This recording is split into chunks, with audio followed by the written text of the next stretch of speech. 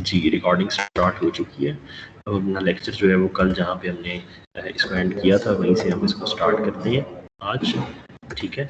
सो हमारा जो लेक्चर है आज का, जो हमारा टॉपिक है वो है 12 rules of doctor E.F. Codd. यानी डॉक्टर E.F. कॉर्ड ने जो 12 रूल्स दिए थे डेटाबेस मैनेजमेंट सिस्टम के, ठीक है, वो कौन कौन से थे।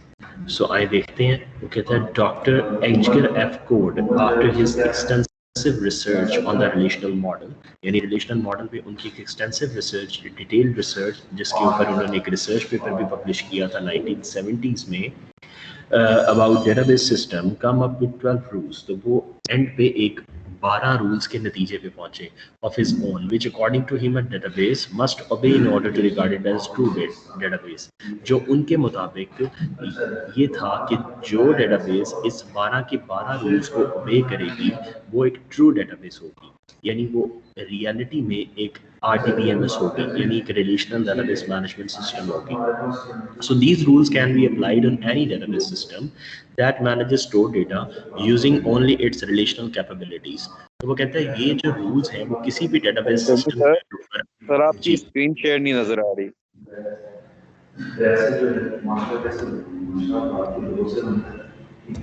सर आपकी स्क्रीन ना असल में ऑफ है। जी अब नजर आ रही है स्क्रीन? नहीं सर आप जी। So database doctor E.F. Codd के अकॉर्डिंगली, ठीक है, कोई भी डेटाबेस सिस्टम जो है वो उस वक्त तक एक ट्रू डेटाबेस सिस्टम बनेगा जब वो इन 12 रूल्स को सेटिस्फाई करेगा। जब तक वो इन 12 रूल्स को सेटिस्फाई नहीं करेगा वो एक कंप्लीट डेटाबेस मैनेजमेंट सिस्टम या एक कंप्लीट RDBMS जो है वो नहीं कहलाएगा, ठीक है। These are foundation rules which acts as a base for all other rules, और ये एक फाउंडेशन रूल्स हैं जिनकी बेस के ऊपर हम डेटाबेस में बाकी तमाम रूल्स को आइडेंटिफाई करते हैं। रूल नंबर 1 जो है, रूल नंबर 1 है इंफॉर्मेशन रूल। इंफॉर्मेशन रूल का मतलब ये है कि the data stored in a database may it be user data और मेटा डेटा। कहता है जो डेटा स्टोर्ड होता है डेटाबेस में, चाहे वो यूजर डेटा हो चाहे वो मेटा डेटा हो, मस्ट बी अ वैल्यू और सम टेबल सेल। वो या तो किसी ना प्रॉपर कोई एक वैल्यू में हो या फिर प्रॉपर एक क्या हो, टेबल सेल में। Everything in a database must be stored in a table format. यानी रूल नंबर 1 इंफॉर्मेशन रूल ये कहता है कि डेटाबेस के अंदर जो भी डेटा स्टोर होगा, चाहे वो यूजर डेटा हो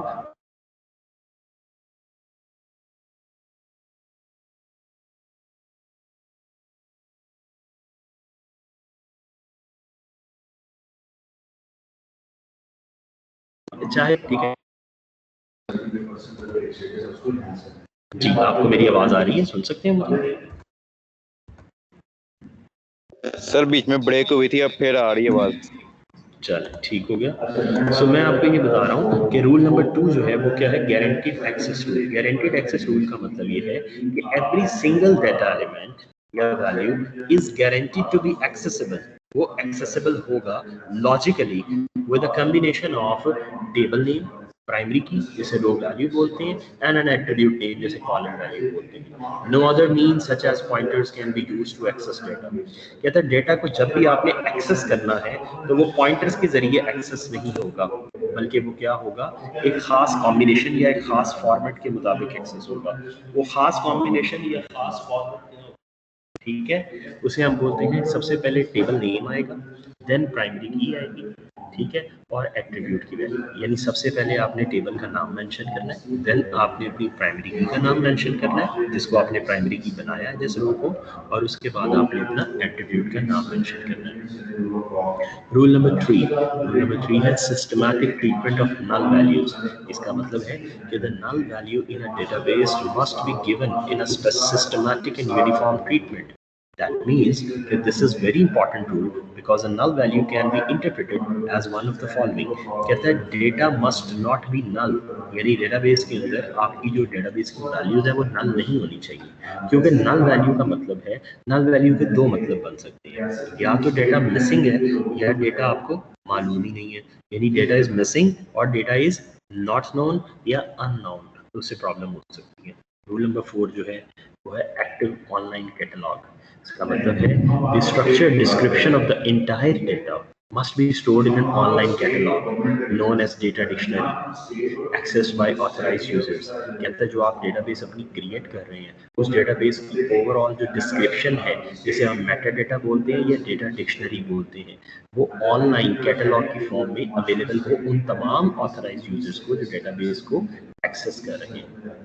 Users can use the same query language to access the catalog which they use to access the database itself।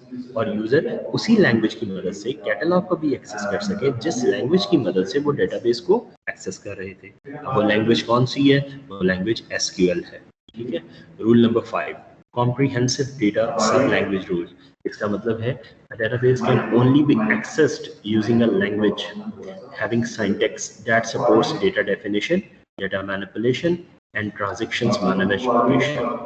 कहता है डेटाबेस जो है डेटाबेस के अंदर सिर्फ वही लैंग्वेज एक्सेस के लिए यूज होगी जिस लैंग्वेज का खास एक प्रॉपर कोई क्या हो सिंटैक्स हो। ठीक है। और वो लैंग्वेज सपोर्ट करती हो डेटा डेफिनेशन को भी, डेटा मैनिपुलेशन को भी और ट्रांजैक्शंस को भी। डेटा डेफिनेशन का मतलब क्या है? डेटा डेफिनेशन का मतलब है कि आप नई चीजें खुद से क्रिएट कर सकें लैंग्वेज के जरिए।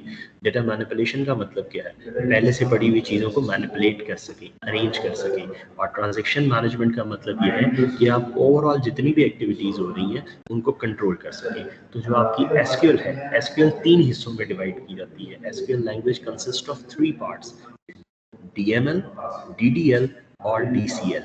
DDL का मतलब है डेटा डेफिनेशन लैंग्वेज, DML का मतलब है डेटा मैनिपुलेशन लैंग्वेज और DCL का मतलब है data control language.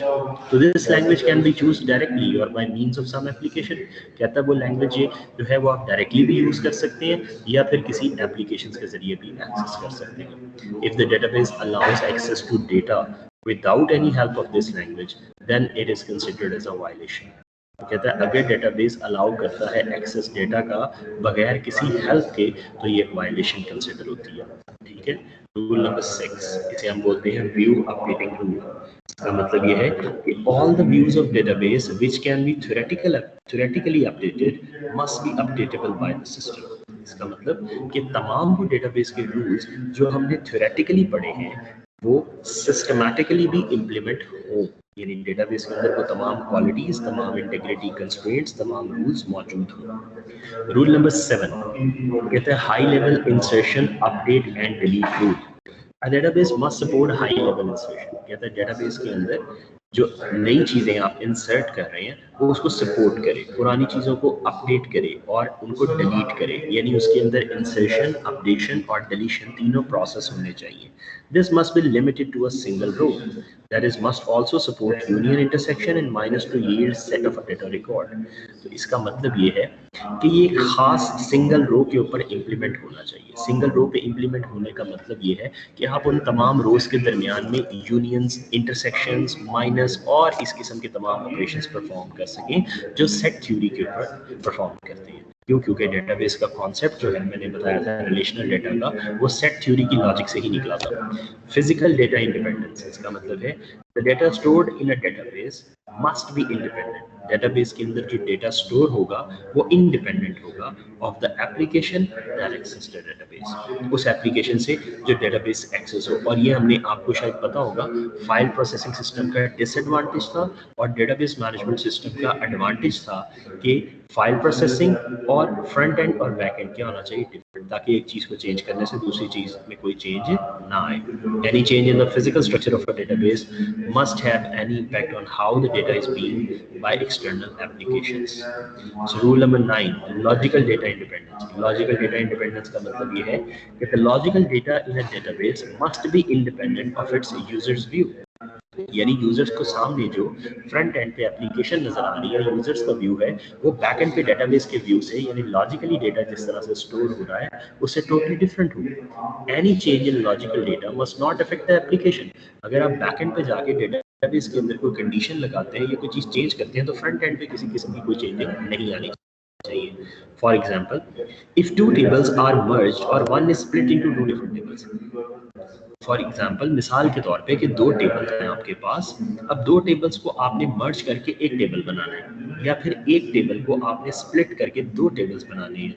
This should be impact और चेंज ऑन यूजर एप्लीकेशन। ठीक है। तो ये चीज़ें यूज़र एप्लीकेशन पे क्या होनी चाहिए, इम्प्लीमेंट नहीं होनी चाहिए। This is one of the most difficult rules to apply. तो कहता है ये सबसे डिफिकल्ट रूल है क्योंकि इसमें पेरेंट की, प्राइमरी की, फॉरेन की इंटीग्रिटी यूज़र की होनी चाहिए। फिर रूल नंबर 10 पर आ जाते हैं।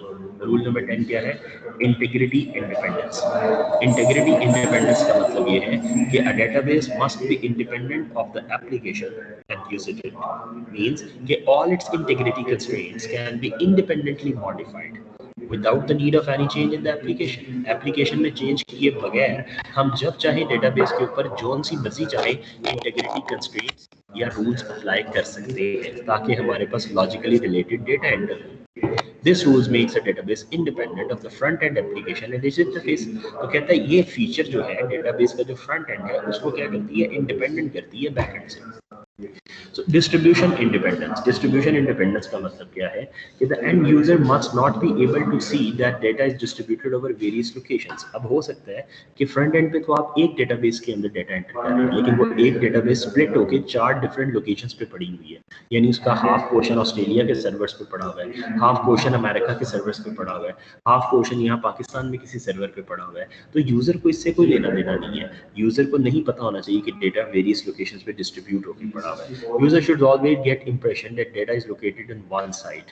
तो यूजर को हमेशा यही इंप्रेशन चाहना चाहिए कि सारे का सारा जो डेटा है वो एक ही जगह पे स्टोर हो रहा है। This rule has been regarded as the foundation of distributed databases. कहते हैं ये रूल जो है ये डिस्ट्रीब्यूटेड डेटाबेस सिस्टम की जो फाउंडेशन है उसको स्ट्रॉन्ग करता है कि किस तरह से डेटाबेसेस अलग अलग पड़ी होती हैं लेकिन यूजर को जरा सा भी फील नहीं होता या कोई भी प्रॉब्लम नहीं होता कि डेटाबेस डिस्ट्रीब्यूटेड है।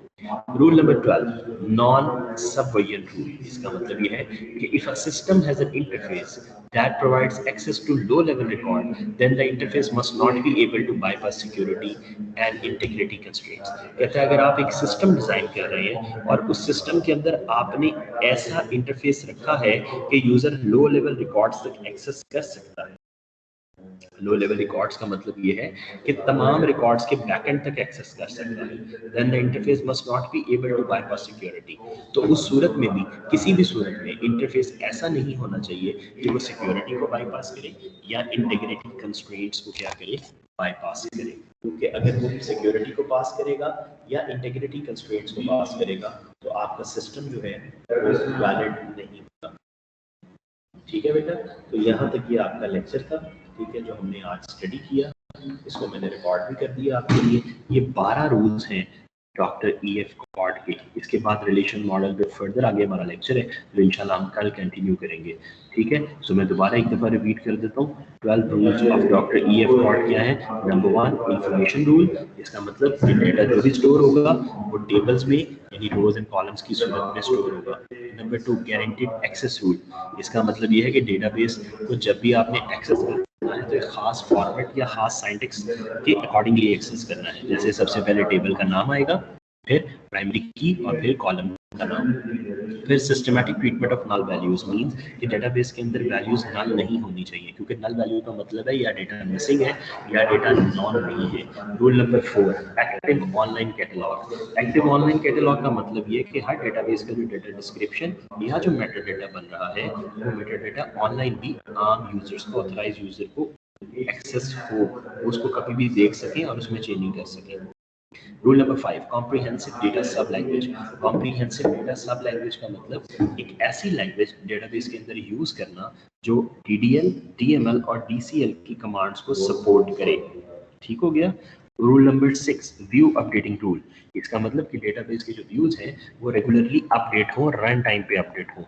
High level insertion, updation and delete. वो कहता है एक ऐसी लैंग्वेज आपने यूज करनी है डेटाबेस में जिसके अंदर इंसर्शन, अपडेशन और डिलीशन का प्रॉपर क्राइटेरिया हो और उसके जरिए हम डेटाबेस के डिफरेंट टेबल्स के अंदर क्या ले सकते हैं, यूनियन, इंटरसेक्शन, माइनस और इस तरह के रिकॉर्ड्स भी एक्सेस कर सकते हैं। Physical data independence. Physical data independence का मतलब ये है कि वो तमाम डेटा जो भी है जो फ्रंट एंड पे पड़ा हुआ है, बैक एंड पे पड़ा हुआ है, उसमें कोई चेंज ना आए, यानी फिजिकल स्ट्रक्चर में चेंज करने से एक्सटर्नल एप्लीकेशन पे कोई असर ना पड़े। लॉजिकल डेटा इंडिपेंडेंस का मतलब भी ये है कि यूजर आपकी लॉजिकल डेटाबेस को जो है वो चेंज ना करे फिजिकल को चेंज करते वक्त। इंटीग्रिटी इंडिपेंडेंस का मतलब ये है कि आपने डेटाबेस के ऊपर जितने भी इंटीग्रिटी कंस्ट्रेंट्स या रूल्स लगाए हैं उससे आपके फ्रंट एंड या इंटरफेस पे कोई प्रॉब्लम नहीं आनी चाहिए। नंबर 11 डिस्ट्रीब्यूशन इंडिपेंडेंस का मतलब ये होता है कि आपकी डेटाबेस जो हो वो प्रॉपर्ली डिस्ट्रीब्यूट हो और बेशक वो डेटा वेरियस लोकेशंस पर जाके स्टोर हो, लेकिन यूजर को यही व्यू आए, यही पता लगे कि आपका सारा डेटा जो है वो एक ही जगह पे स्टोर्ड है। नॉन सबवर्जन रूल, इसका मतलब कि अगर एक सिस्टम के पास इंटरफेस है जो लो लेवल रिकॉर्ड को एक्सेस कर रहा है तो इसका मतलब वो कभी भी इंटरफेस ऐसा ना हो कि वो सिक्योरिटी को बाईपास कर सकता हो या इंटीग्रिटी कंस्ट्रेंट्स को बाईपास कर सकता हो। ठीक है, सो बेटा ये 12 रूल्स थे किसके, डॉक्टर E.F. कॉर्ड के, जो मैंने आपको समझा दिए। ठीक है बेटा, अब मैं लेक्चर की रिकॉर्डिंग यहाँ पे स्टॉप कर रहा हूँ, तो आप लोग अपने क्वेश्चन आंसर सेशंस की तरफ जाएंगे और डिस्कशन की तरफ जाएंगे हम लोग। ठीक है, और उसके बाद अटेंडेंस भी ले लेंगे। Thank you.